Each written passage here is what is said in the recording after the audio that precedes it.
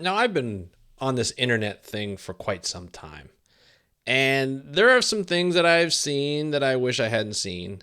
And then there are things that I hear from people, especially with social media, where you see videos of people expressing their views, and you're just like, "What? Wait, what? It's 2024. Are we really saying this?" What I'm referring to recently that I saw was the Chiefs kicker, the Kansas City Chiefs kicker, Harrison Buckner, who is a quite a good kicker, Super Bowl champion, was doing a commencement speech and had some things to say that I wholeheartedly disagree with in a lot of what he was saying. And we're going to talk about it today because we need to talk about it, and we need to set records straight, especially when it comes to women and people from the LGBT community who are working within marine biology and marine conservation in this context. They deserve to be here. And so we're going to talk about that on today's episode of the How to Protect the Ocean podcast. I can't believe we're going to have to talk about this, but we are. Let's start the show. Hey everybody, welcome back to another exciting episode of the How to Protect the Ocean podcast. I'm your host, Andrew Lewin, and this is the podcast where you find out what's happening in the ocean, how you can speak up for the ocean, and what you can do to live for a better ocean by taking action. And on today's episode, we're going to be talking about a speech, and I know it doesn't really necessarily directly have to do with marine conservation, but it does indirectly. And we're going to be talking about a speech that like I said before, I wholeheartedly disagree with, and is just, to be honest, kind of gross that a university would allow a commencement speech like this to happen. And it's just what happens when we start to hear the opinions of different people, not only just within the NFL, but within around the world, right? And see what they have to say. But before we get to that, I just want to make sure that you know that if you want to stay aware of what's happening in the ocean, you can sign up for our newsletter, where not only you get notified of when we put out a new episode, which, say, if you were part of the newsletter today, or you receive it in your inbox today, you would have received sort of the notification that this episode is out. But you also get 3 different ocean stories in your inbox every day, or every weekday, and you also get 3 different job advertisements that have been posted somewhere on the internet that has to do with marine conservation. And that's all, coming to your inbox every weekday in the morning, so you're ready and prepared to be more aware of marine science and conservation that is happening around the world. So if you want access to that, it's really easy to do. It's free to sign up. All you have to do is go to speakupforblue.com/newsletter. That's speakupforblue.com/newsletter.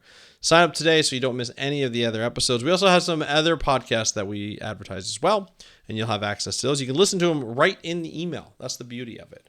So speakupforblue.com/ocean, or speakupforblue.com/newsletter is available for you today.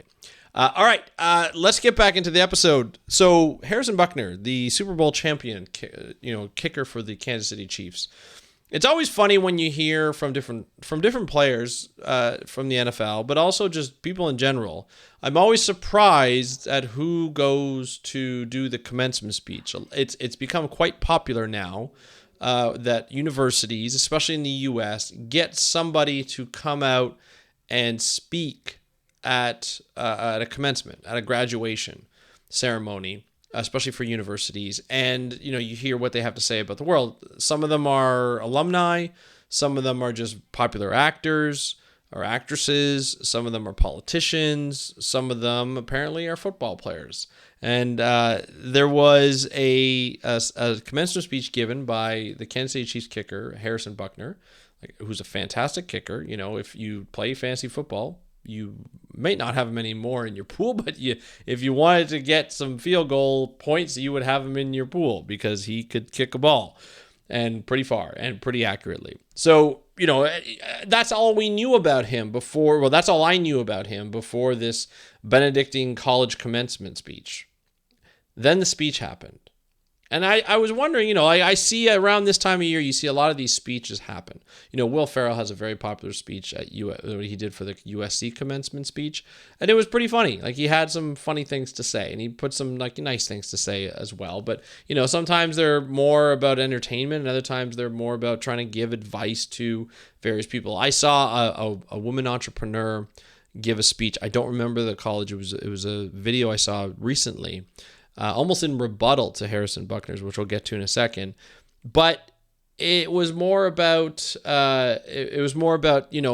what she learned from being rejected by USC when she first got in, and the lesson she learned from failure and being rejected, and how she overcame that, and how she became a successful entrepreneur using that lesson in the back ahead. A very, very worthwhile and valuable speech for graduates who, many of them will be rejected for jobs, or they'll get rejected for graduate school, or they'll get rejected at some point in their lives, and to use that lesson to move forward. That is a strong and compelling commencement speech. Then you have Harrison Buckner's speech, the Kansas City Chief kicker. Now, for those of you who may or may not follow football, the kicker is not necessarily known as the most popular person. Yes, they get points. They can kick field goals under pressure, and that's very valuable for the team. But they're not the toughest person on the team. They're not the fastest person. They can't throw the ball as fast as, say, like a quarterback. They're not in the play all the time. They just come on, kick the field goal, and come off. So they're not highly regarded on the team, but they're an important part of the team.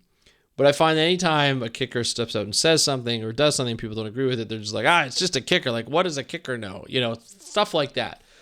But regardless of that, this kicker went to do a commencement speech. He was asked to do this commencement speech at Benedictine College, a small Catholic school in Atchison, Kansas. Now, this had some highlights. I'm going to give you the highlights of what he was saying. So, in addition to calling Pride Month a deadly sin, that's a big start, and bemoaning diversity and equity initiatives, Buckner set off waves of criticism when he suggested that women find more fulfillment through getting married and having children than by pursuing their careers, directly after quoting a song by Taylor Swift. Now, this is the interesting part. As you may or may not know if you follow football, or even just sort of, I don't know if it's gossip columns or sort of mainstream media, we know Taylor Swift is a huge entity within the world, the pop world, the music world, the business world even. She has accomplished quite a bit. I think she's the first billionaire that only got her billions off of music, is the last time I found out. Her last Eras tour, or the Eras tour that she's on now, has accumulated over $4.5 billion, which is insane for a young woman to accomplish, for anybody, but especially this young woman, because she had a lot of ups and downs. If you don't know her life, I'm sure you can look into it. A lot of ups and downs, but she's a fantastic songwriter. She's an incredible performer. I've taken my kids to see her when they were younger, but just somebody that's positive, very women empowerment sort of songs. There's a lot of women that follow her, young girls that follow her, and so she's kind of like that symbolism for female empowerment, in my opinion. Anyway, I'm sure I'm not the only person who feels that way. But regardless, she is now dating the tight end on the Kansas City Chiefs, Travis Kelce, sorry. And Travis Kelce is like, the top tight end in the league, arguably one of the best tight ends to ever play the game. So he's popular within the NFL. She's popular everywhere else, and now she's popular in the NFL as well. The fact that they became a couple has really set Kansas City on the map and the NFL on the map for a brand new demographic, like a brand new demographic, and a huge demographic. Let's just say when it was found out that Travis Kelce was dating Taylor Swift, I know this is all marine science. It'll come to hold on a second here. Just give me some time to make it work. when they first started dating, his jersey sales went up 400%, like overnight. Him and his brother, Jason and Kelsey, have a podcast that shot to the charts, up the charts overnight. They had a great podcast before, but it became really popular because everybody wanted to know who Travis Kelce was and what he was like. Turns out he seems like a pretty good guy. So there's this whole thing that the Kansas City Chiefs has become this huge power of fan base because of Taylor Swift. And, everything surrounding the NFL. People want to know about the NFL. You see fathers and daughters watching the games together because the daughters are Taylor Swift fans and they want to find out more about what the NFL game is that they're watching because they want to understand the game a little bit more. There's a lot of sweet videos of that. And there's just a lot of videos of people watching and she goes to the games, so the camera's on her all the time. But it really brought up the reputation of the NFL and brought a new fan base in that was never there before. And, the NFL enjoyed it. They enjoyed the ratings. They the Super Bowl was probably the highest rating Super Bowl ever. It's probably because there's a huge chance that it's because, and it is because of Taylor Swift. And then you have Harrison Buckner, who is this kicker who does this commencement speech talking about how women should lean into their vocation and become, wives and, child bearers, basically. And not worry about their degrees because they've been diabolically lied to. Those are the words he used. Diabolically lied to that you should be focusing more on your degree than you should, your family and the family that you're about to build with your husband. And then he in between that or even before that, I can't remember the order, he started talking about the attack he says something like if you don't share the beliefs and you get attacked through the diversity, equity, and inclusion or something like that, it was really bad. Like it was just against anti-LGBTQ, anti-women empowerment, really, and it kind of came out of nowhere. Now, I should mention he was hired by the university to do this commencement speech. I don't know if they knew about it. Somebody told me that he'd been hired before to this. This is not the first time he's done this commencement speech. I haven't found anything to say differently. But imagine that you are graduating. Imagine, and some of you who are women have graduated university and spent a long, hard 3-4 years to get your degree. And then you have somebody standing in front of you at the time you're receiving that piece of paper of all of that hard work that culminated into this moment, and you just received it, and now you're hearing the commencement speech, and the guy that's doing the commencement speech, who makes millions of dollars kicking a ball through 2 uprights, tell you that you've been diabolically lied to, and that you should be more excited about being a wife and a mother than you should about working. There's a lot of problems with that. That's a big problem with that. First, telling women that they shouldn't be worried about a degree and getting jobs and getting promoted and getting excited about it because they should be more focused on building a family, getting a husband and building a family. Right? The second thing is you've probably gone into debt. Most of the people have gone into debt trying to get their degree in something that made them excited so that they can go and work in an opportunity or a career path that is exciting to them and not only build a career, but also potentially have a partner and a family. We know partners and families come in all different shapes and sizes and looks. And and here he is saying, oh, well, the women here, don't worry about your degree that you spent, hundreds of thousands of dollars on. Let's worry more about you finding a husband and having children, because that's what you are made to do. You are a childbearing being, and that's what you do.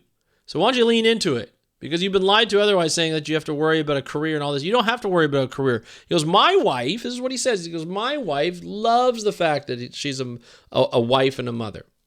And that's wonderful for her. She also has a husband who earns millions and millions of dollars every year for kicking a ball through 2 uprights. And potentially it doesn't have to work because they are well taken care of in terms of the money. Let's be honest, including myself, my family would be in a very different position if there was only one breadwinner in the family. For everybody who is lower to middle class to upper middle class, most of us, our partners work as well as we do so that we can earn more money and enjoy the life that we have and that we would like to pursue. That's essentially what we're designed to do, right? That's what we do. We work and we get fulfilled through our career as well as our family life. We do both. It's not just one or the other. And to hear this guy talk about it, and of course it went viral. And to hear that those words being spoken in 2024, you're just like, how does this university think that this was a good idea? How? I just don't understand it. Like if the Buckner family have those beliefs, those are their beliefs and they can do whatever they want with their own lives. But to come up in front of an audience and tell them that they've been diabolically lied to by the university to say that you should care about your career. No, you shouldn't care about your career. You should go and you should be a wife and a mother. Because that's what you were made to do. And then later on, I'm still trying to see if this is true. He was asked, like, do you want to clarify or step back on those speeches, on what you said in that speech? And he said, no, actually, I really wish, he goes, I think people just misunderstood me. I just feel that we should go back to the 50s and 60s when things were great. What? 50s and 60s? They were great? Since when? For who? For white guys? Like, really? There were a lot of problems in the 50s and 60s. Racism, for one. Discrimination in multiple, ways. Women were discriminated on. They were told that they should be, wives and mothers. That was sort of the common theme. There was also, obviously racial discrimination going on. It doesn't make sense. Not as many people were going to college. The Korean War, my God. No, things in the 50s and 60s were not good. There was an assassination of a president. The Cold War began. No. Cuban Missile Crisis. No, 50s and 60s sucked. I don't know why he thought those were great times. Maybe because it would have been easier for him and his family to live their values, which again, if they want to live that, that's fine. But don't tell a class that has just graduated with a degree to say, hey, you shouldn't worry about your career. You should be more worried about the husband you're about to get and your family that you have to build. That's what you should be focused on. Because you've been lied to that you should be excited about promotions and all that and building a beautiful career, leaving a legacy of some sort.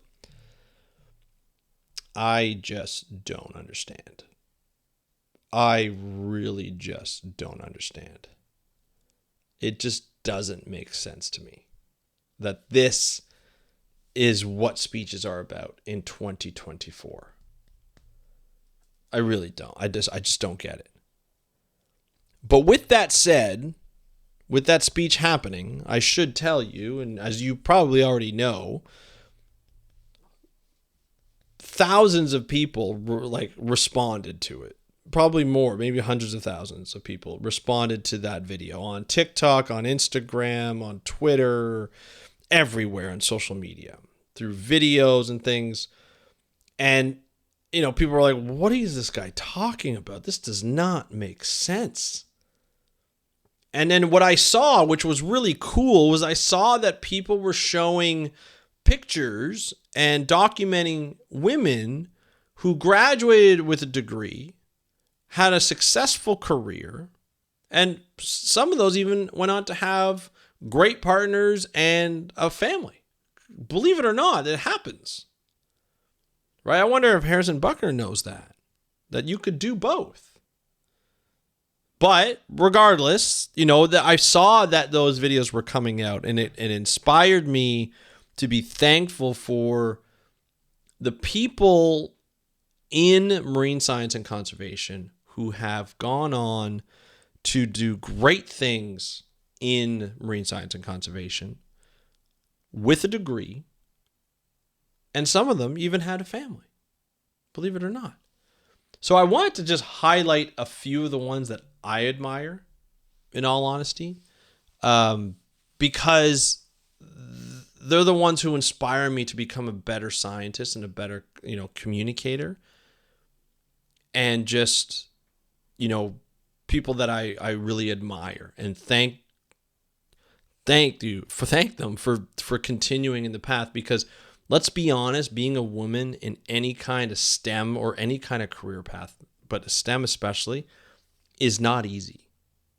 There are a lot of challenges that we know of, and some that I don't even know of, that that people have to cross, that women have to cross to get through and be successful or enjoy their career. And so I want to highlight a few that, you've been on the podcast recently, or been on the podcast, or I've had the pleasure of knowing. The first one was on the podcast earlier this week, is Beth Pike. Beth has been with the Marine Conservation Institute, MCI, for quite a long time. She was on the podcast on Monday because she had published she was first author on a huge paper talking about how the marine protected areas that have been established and announced have not necessarily been fully implemented where they're fully protected, where they've accomplished the goals that they were set out to accomplish. Showing us that not only do we have to make the announcement, we have to follow through, and we have to have plans that show updates and monitoring about these MPAs. During a time when we're in the decade of the ocean, during a time when there's a campaign that is really easy to say, 30 by 30, that means protecting 30% of the ocean and land by 2030. We're not even close to being there yet, especially when you account for a lot of them not being implemented. But we look at those and we say, hey, you know what? We're not doing as good of a job as we thought we were. We're announcing them great, and we're designating them great, but then we're not actually going through with the implementation, and we need to do better at that. So thank you, Beth, for coming out with that paper with your co-authors. And thank you for the work that you've been doing for the last couple of decades, in marine science and conservation. We really appreciate it. I also teamed up with Beth and another colleague to do a podcast on orcas and the history of orcas in the Northwest Pacific, in the Pacific Northwest, especially when it came to captivity, whale captivity and orca captivity. So I've had the pleasure of working with Beth and even interviewing her, and it's just been a phenomenal experience. So thank you, Beth, for continuing on, not only with your career, but also building a nice family. You have a partner and just a nice life in Boston, just a beautiful life. And I really appreciate the work that you've done and you will continue to do. So shout out to Beth on that. Also want to give a shout out to a young marine biologist, Melissa Marquez. Now, Melissa, I've known for a number of years now. And she is based in Australia as of now, but she is an American marine biologist born in the U.S. From Puerto Rican and Mexican background, so she's Latina, and she has done a fantastic job in science communication as well as science. She's just about on the last stages of finishing up her PhD in shark biology. She's been a shark scientist and communication specialist for quite some time. Not only has she written articles in Forbes focused on sharks and shark research and really putting that platform on point with some great articles on sharks for their reader base, a huge reader base. But also, she started a nonprofit for education on sharks when she was younger, right out of her undergrad university while she was doing her master's. She also has been on Nat Geo and Shark Week. She got bit by a crocodile on Shark Week. Unreal. Not only survived, and did well with that, but was able to talk about it quite a bit. Think about the PTSD you would have with that. For anybody, for me, I couldn't even imagine, stepping in the water again. Not only that, she has not only stepped in the water, but she has also done an amazing job doing work on TV, doing podcasts. I've worked with her on her podcast. She's just done some fantastic. She's done a bunch of stuff to really inspire not only young marine scientists, but also young women Latina scientists and little girls too. She gets messages all the time about the work that she's done. So I want to thank Melissa for the work that she does and continues to do. And she's going to kick butt is really what it comes down to.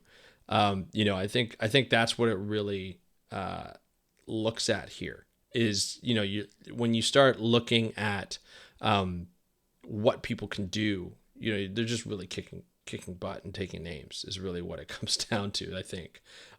So I think people should thank Melissa for that. And I thank her for not only continuing on in STEM, but also just being her and unapologetically and building a great life. She recently got married. She's got a little puppy. She's got a great life. And I really appreciate for what she's done. There are so many women to thank. I want to thank one more for this episode, but there's so many women to thank here. It's one of them is Carissa Cabrera. Now, I've known Carissa for just over a year now, but she has made a huge leap into the science communication field that I've seen over the last year, but she's been doing it for quite some time. And she has, she's killed it on TikTok and Instagram and all the different platforms. She's made a platform for herself, but also a platform for ocean storytelling and putting a lot of small local organizations on the map in terms of who she works with and what she does. She's been on a bunch of panels. She went to our Oceans Conference to interview people behind the scenes about what's important for them for ocean conservation.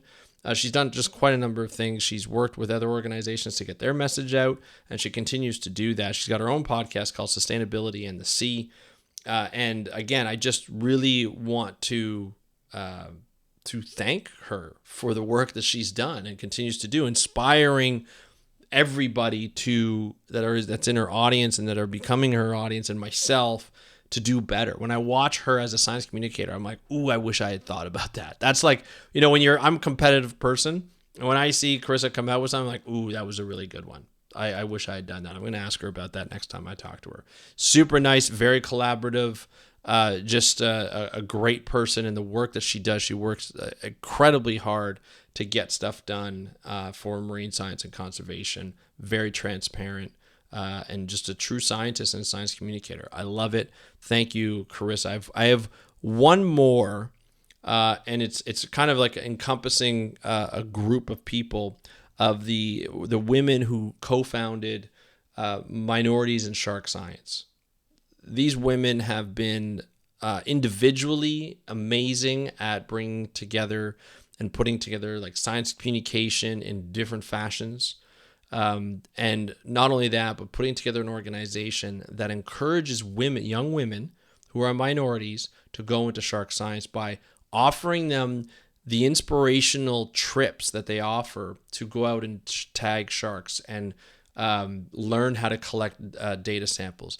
These are like high school girls, and young college students who go out on these trips.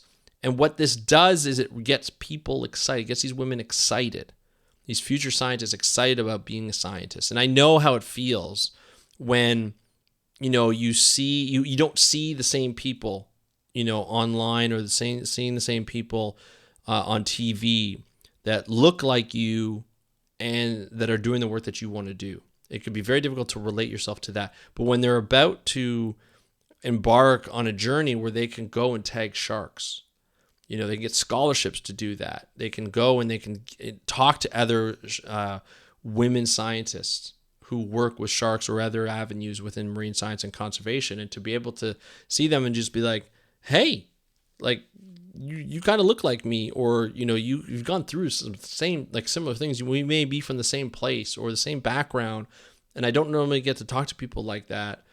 And I want to be able to be a shark scientist, and you're showing me how and inspire me. So when I go home, even though I have an exam in physics and I don't really understand physics, I'm going to remember this, and I know that I need physics to get into a science degree or a biology degree, and I'm going to kick butt on it because now I know what I really want to do because I've been inspired by these group of women who have given me an opportunity to be inspired by marine science and conservation and pursue what I want to pursue and confirm that I really want to do this. Because there are so many people who start off as wanting to be marine biologists, and for some reason or another, they lose that path. They go somewhere else. And for sometimes it's good, and other times it's maybe because of they've been told that they shouldn't be, or they're told that they don't look the part, or they shouldn't, it's too difficult and things like that. But they want to do that. And so this inspiring trip offers them that opportunity to be like, no, this is what I want to do. I'm going to continue to do this because this is the type of work I want to do. So I want to thank the women of Minorities in Shark Science for the work that they've done. It's been wonderful to see their journey in the young life of the organization, and I can't wait to see them blossom this organization into something even bigger than it is now, it's already grown so much. So this is really just a shout out to all the women in marine science and conservation. Whether you're doing this full-time or part-time or doing this as a volunteer, it doesn't matter. I really appreciate the work that you've done. The audience really appreciates. I speak on behalf of the audience that really appreciates you and the work that you've done. And I'm glad you're doing it, and I hope you keep it up. You definitely have an ally here, on this podcast. So thank you so much for doing what you do. And to the audience, thank you so much for listening to this. I know it was a bit of a longer episode than normal, but I thought it was something that I had to say. I felt compelled to say because I want to support the people that I've been working with, that I've known, and that I've watched evolve through this marine science and conservation field that has not been easy for them. And there's so many more people that I could talk about. Just Michelle LaRue, Diva Amon, both PhDs. There's so many. They've done such amazing things. So those are just a couple. But I would love to hear who you admire and who inspires you to be able to do the work that they've done.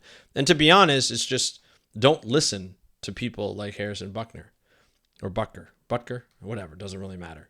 Don't listen to this field goal kicker.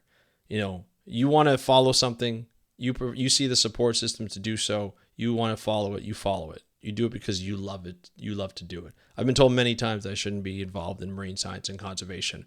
I refuse to believe that I shouldn't be, and I will continue to be involved and inspire others to do the same thing. So that's it for today's episode. I want to thank you so much for listening to this rant. But also to this appreciative rant of all the women who are here and do what they do. It really makes me inspires me to continue to do what I do. But I hope it inspires you to continue in your path, as challenging as it might be. But thank you so much for joining me on today's episode of the How to Protect the Ocean podcast. I'm your host, Andrew Lewin. Have a great day. We'll talk to you next time, and happy conservation.